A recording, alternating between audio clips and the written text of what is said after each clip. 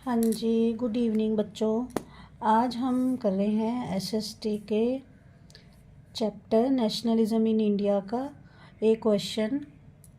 ये क्वेश्चन मैंने एक सैम्पल पेपर में से लिया है। जैसे कि एनसीईआरटी में बैक एक्सरसाइज में तो ज़्यादा क्वेश्चन दिए नहीं होते, तो फिर बच्चे बोलते हैं कि भी एग्ज़ाम में पता नहीं कहाँ से आ गया था। तो मैं कुछ ऐसे क्वेश्चन ही लाऊंगी, साथ के साथ उसके आंसर्स भी समझाने की कोशिश करूँगी। अगर ये आंसर जो हैं, अगर आपको हिंदी में थोड़ा इनका एक्सप्लेनेशन मिल जाएगी तो लर्न करने में फिर आसानी होएगी। तो हमारा क्वेश्चन है, explain the attitude of Indian merchant and the industrialist toward the civil disobedient movement. तो सबसे पहले क्वेश्चन समझेंगे कि जो इंडियन मर्चेंट यानी कि भारतीय व्यापारी, जो भारत के बिजनेसमैन थे, व्यापारी थे, इंडस्ट्रियलिस्ट थे, उनका सिविल डिसोबीडियंट मूवमेंट के लिए क्या एटीट्यूड था, मतलब उनके क्या विचार थे।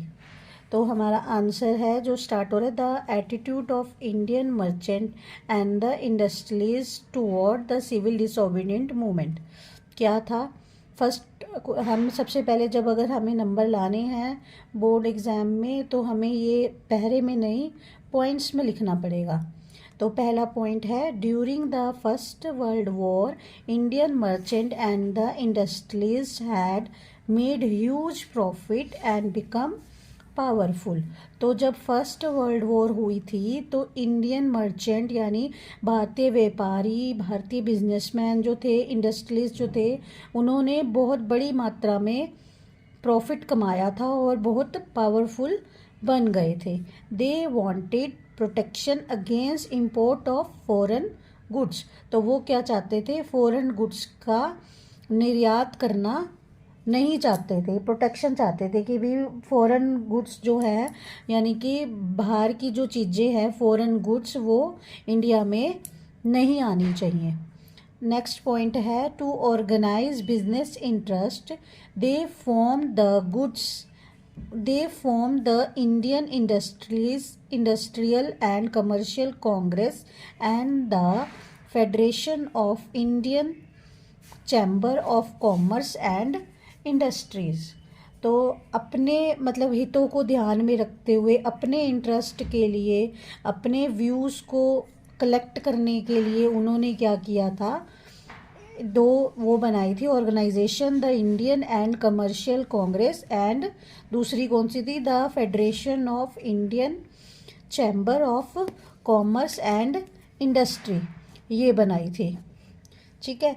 अगर हमारा नेक्स्ट पॉइंट है, हाँ जी, नेक्स्ट पॉइंट है, they gave financial assistance and refuse to buy और sell imported goods.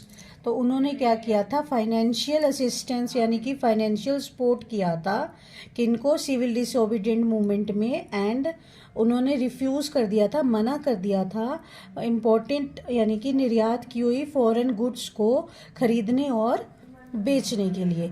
Next point है, most businessman came to see swaraj as a time when colonial restriction on business would no longer exist and trade and industry would flourish without constraints।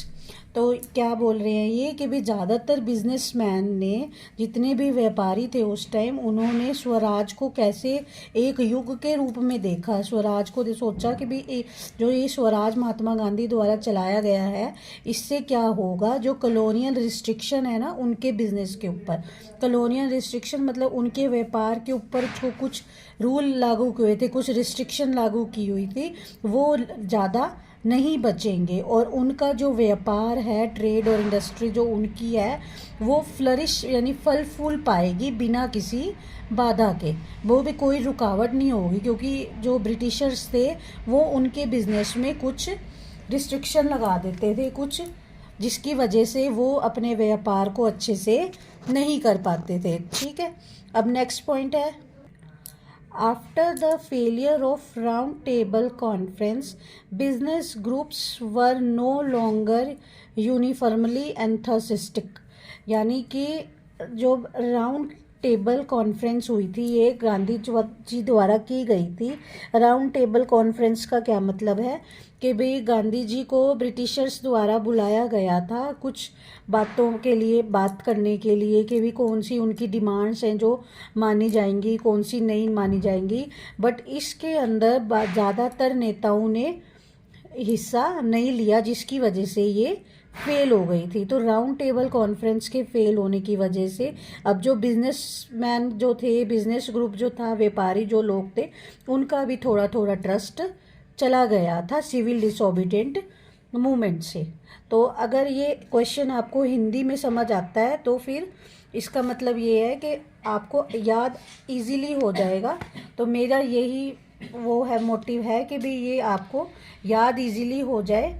तो ऐसे ऐसे question लेके मैं आती रहूँगी और आप अपनी पढ़ाई शुरू रखिए, क्योंकि सिर्फ 2 मंथ्स ही रह गए हैं एग्ज़ाम में। तो कल के दोबारा मिलेंगे, तब तक अपनी पढ़ाई जारी रखिए।